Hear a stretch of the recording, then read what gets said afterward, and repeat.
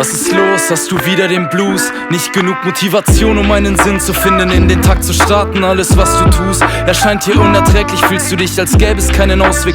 Brauchst auch keinen abzuwarten. Keiner kann verstehen, wie sehr du verloren bist. Normalerweise liebst du die Musik, doch gerade kannst du es nicht ertragen. Das Gefühl, das in nostalgischen Akkorden schwimmt. Du kanntest große Träume und nun hast du Angst, dass du unter einem x-beliebigen Stern geboren bist. Du bist nichts und niemand hat das Herz, um dich zu retten. Du willst keinen stören, doch du bist ein Sorgenkind.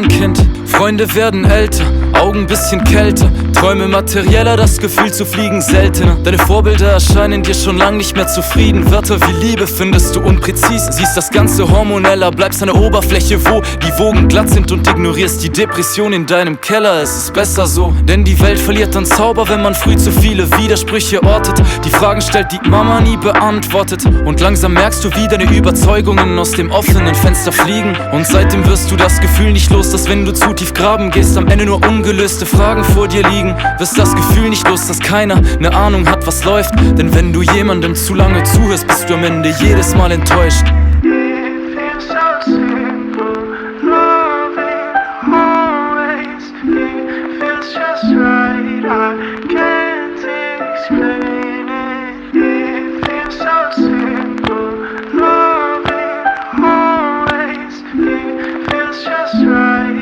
Was ist los? Hast du wieder den Blues? Nicht genug Motivation, um einen Sinn zu finden, in den Tag zu starten. Alles, was du tust, erscheint dir unerträglich. Fühlst du dich, als gäbe es keinen Ausweg.